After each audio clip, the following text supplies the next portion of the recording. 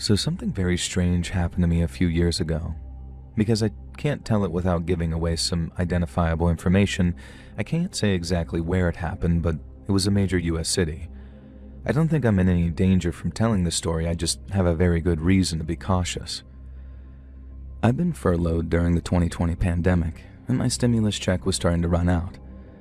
I'd split up with my boyfriend because living together in lockdown had revealed that he was a massive Jordan Peterson guy, and before I blocked him on Facebook, I think he was getting into QAnon. So I was starting to get worried about money. I got into a routine of waking up and making some black coffee and then checking all the job listing sites for remote work. When nothing turned up, I'd usually hit one of the few gyms that were still open. Working out made me feel like that I still had some control over my body. And that day was different though, because before I could open my crossword app, I saw a Facebook message about an exciting new job opportunity with flexible hours and daily earnings up to $1,000. It was a multi-level marketing scheme to sell overpriced makeup. I blocked and reported them for scams and thought that that would be the end of it. There was a new girl at the gym that day, but she seemed to be more interested in her phone than working out, probably trying to choose the right selfies to post. I tried to ignore her and worked on my arms. After showering and changing into a strappy top and leggings, I went to the nearby Starbucks for a frappe. There were some more scam messages, which I didn't even bother reading this time before blocking them, and there must have been about 5 different accounts, all with the same kinds of messages and the same profile photo of a woman in her 30s with lip fillers and pretty good eye makeup. It was about this point when I realized that she was in the coffee shop, only about 3 tables away. I froze. I went to that gym almost every day. I was in the Starbucks nearly as often, and she had to have seen me here, probably got my name from them calling out for my drink orders and guessed the rest on Facebook. And this was no coincidence. Another terrible thought struck me. I googled the makeup brand, 0 results. And that kind of company is almost built on search engine optimization. There was no way that it would have had a digital footprint. And like most people, I didn't know much about multi-level marketing companies. The scale at which most of the recruiters message people is a little frightening, and you're told to find up to hundreds of people each day and tell them their unique qualities make them suited to the MLM. So when I found out that the MLM company wasn't even real, it made a lot more sense how she'd had the time to do so much research on me. I later found out from friends and ex-coworkers that she'd been messaging them, asking questions about me and just giving a very weird vibe. I was so shocked that I almost ran out of the coffee shop. And of course, she followed me after taking a sip from my unfinished drink. I asked her what the hell she was doing, and in the end, it turned out to be about a man that I'd just forgotten about. She claimed I'd stolen her ex, and in reality, he'd never told me that he was in a relationship, and when he proved to be useless in every way that mattered, I ended it. The next week, I'd seen him with another woman, and I barely even cared. I didn't steal her boyfriend, and she would have been better off without him. I tried to tell her as much, but she was clearly obsessed with me now, and it didn't really matter how she'd started. It felt very strange trying to run away from her without wanting to make it obvious that something weird was happening, and as if by not showing it, I could avoid the situation that I was in. She didn't seem to care about that, so I was forced to run away from her. Not sure where else to go, I ran for the subway with her not far behind. And I thought back to my wilder teenage years as I cleanly jumped over the turnstile, leaving her scrambling to pay the fare. And I ran down the platform and jumped through the subway car doors and tried to make my way along the packed train.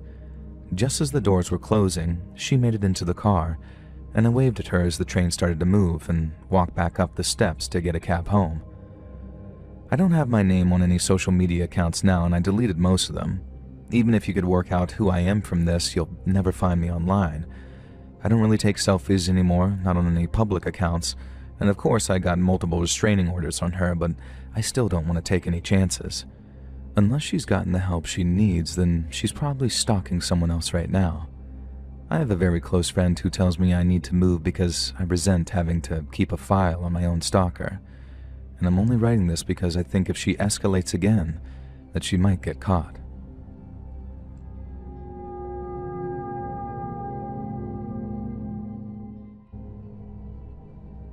I'm from Old Blighty, and I've got a proper corker of a yarn to share with you today, old chap. Just kidding, we don't actually talk like that, but that was the first message I received from the girl that I'll call Handcuffs. She said that she'd seen my MySpace and liked my photography and thought it was funny that I came from Old Blighty. She was fascinated by British slang and British culture and kept making weird British jokes to me, calling me old chap and that kind of stuff. And I found it pretty enduring that a hot alternative Californian chick was impressed by my Britishness, and I figured the rumor was true, that American chicks dig British guys despite our awful teeth and love of bland cuisine. And I was even more impressed when Handcuffs told me the site that she'd worked for. You can't actually say the name on YouTube, but let's just say that it's a modeling site that still exists to this day, which could be known as Unalive Lasses, if you catch my drift. And you probably get it by now. Handcuffs told me that she was an unalive lass, and sent some photos that did indeed suggest that she was such. And I could see her on the public version of the website, but a number of the photos were definitely from the paying members only area, if you catch my drift. And of course, it didn't really occur to my dumb hormone-fueled self that someone could have just subscribed to the site to save those photos and send them to me. The inclusion of some candid personal photos sealed the deal for me, and again, stupid as I am, I didn't really consider that whoever Handcuffs really was, they could have just found other photos of this unalive lass who was a public figure. Me and Handcuffs talked for a while, and then she confessed her love for me. And I believed this, obviously, because I was an arrogant little sod who thought that I was a great catch for a Californian glamour model. And I started getting more suspicious, however, when she became dead set on flying me out to Cali to meet her. And that seemed too good to be true, but hey, what's the worst that could happen? A free trip to California? Then she said that because of the way the exchange rate works, she could only buy a ticket from the UK to California using GBP, and her bank account didn't allow her to exchange dollars for pounds. Therefore, I'd have to send her the ticket price in pounds and she'd send it back in dollars. And she knew my bank account would automatically convert it because Lloyd's Bank did that apparently. Why a Californian unalive lass was supposed to have insight into the functions of Lloyd's Bank is something I'll never know. But hey, at least it was a good tell that started to open my eyes. I asked her if she could possibly send the money first because I was a little strapped for cash after getting my Peugeot modded. At first she said that was fine and even claimed that she'd done an international transfer, so I should send the money over in the meantime and her transfer would appear in my account later. Yeah, no thanks. I told her I'd have to wait until her transfer came through, and she started ranting about how I didn't really love her and how I wasn't gonna get some if I didn't make the effort and try to appeal to my, baser instincts. And as much as I wanted to believe that I'd be sinking into the bed of an unalive lass, I also wanted to believe that I'd have money to live, so I told her that I genuinely could not send the money back until I had it. Of course, no money showed up, and then she surprised me by saying it was fine. She'd managed to buy the ticket anyway, so I didn't need to worry about the money. I asked her if the plane tickets would be arriving at my house, and she said no. She hadn't been able to arrange that, so I'd have to pick them up from the airport on the day of the flight. I told her that I'd prefer to have the ticket in hand before driving all the way down to Heathrow, or at the very least, could she email me the receipt for the ticket so I knew everything was kosher. And again, she flipped out at this, screaming over instant messenger and hurling some of the worst written abuse I think I'd ever seen in my life. Hell, at this point I didn't even care if she was genuine, Californian hot girl or not. Never stick your head in crazy, as they say. And so I told her to have a nice life, blocked her, and moved on thinking that I was no worse for wear. I did kind of miss her, or miss the things that I'd imagined getting up to with her, but it was whatever. And a few days later, I was strolling through town with a couple of the boys when I heard a female voice yelling my name with some absolute venom. I turned to look, and an ex-girlfriend from year 8 came bounding across the high street. Lucy was a large Wiccan girl who had been a smaller, quiet girl when we dated. We just kind of drifted apart after just a few weeks, simply not vibing, and I'd never even thought about her since. We were in 6th form college now, and I saw her around at times, often being quite loud and mouthy, and was always glad that I dodged a bullet with that one. And now she was storming over to me, swinging her big woolen black bag, pentagrams jangling around her neck, mascara smeared around her eyes. and she came up to me and jabbed me in the chest with a porky finger, hollering at me that I had no idea what I'd missed out on and that I'd regret not paying her what I owed her for the heartbreak. She began screeching that she was going to put a spell on me and my friends, and that my genitals would fall off. Then she mentioned a few things that only Handcuffs would know, and that's when I realized. Handcuffs was Lucy, my weird Wiccan ex-girlfriend from year 8, and I'd been successfully and decisively catfished by this crazy bitch. My mates would give me the ribbing of a lifetime about this later, but right now Lucy seemed genuinely unhinged and dangerous.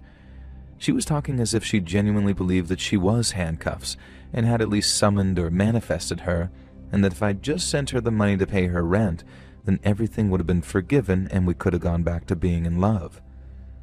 I asked her what needed forgiving, and she said the fact that I broke up with her. In year 8, lady, like 5 years ago, and we just drifted apart, so I yelled at her, and it absolutely broke her brain.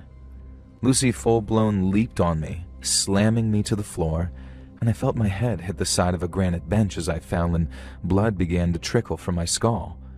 And on top of that, I could feel tiny, sharp pains in my chest as she began to stab me over and over repeatedly with a safety pin. It was more annoying than agonizing, and coupled with the crack in my skull, things were starting to feel very serious.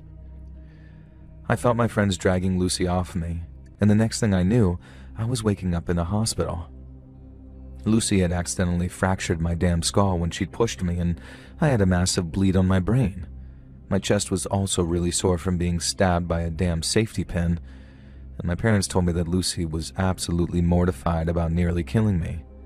Lucy's parents were insisting that she went into a voluntary rehab stint. Apparently she'd been pretty heavy into drugs and alcohol, and this was a wake-up call for her. And it was up to me if I pressed charges, and ultimately I decided not to. But that is the story of how I got catfished, stalked, and almost killed by a fake unalive lass who almost unalived me. For a bit of a happy ending, Lucy went through a stint at rehab and got better. We're not close or anything, but she's a mother of 2 and a fitness instructor now and living her best life. We keep in touch sporadically, though, for class reunions and stuff, and she has an incredibly dark sense of humor like I do, so we're able to joke about her almost killing me. In fact, it was her idea that I write this up, and she proofread and signed off on it. Some of the more damning descriptions of her were added by her, and she said that I should send it to a True Scary Stories channel, and so I settled on sending it to my favorite lad who would never catfish anyone. Let's read.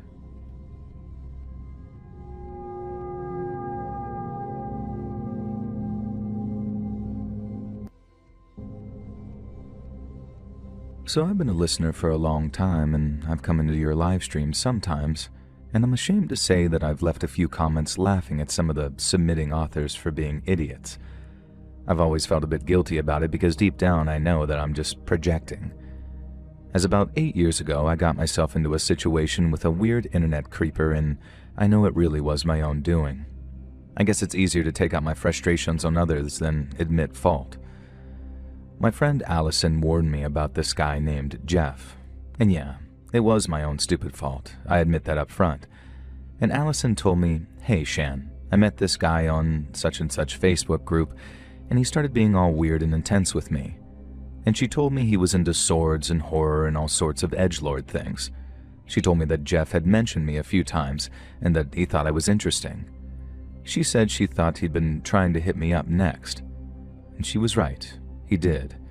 And my bored, stupid self, against my better judgment, allowed him to strike up a conversation with me.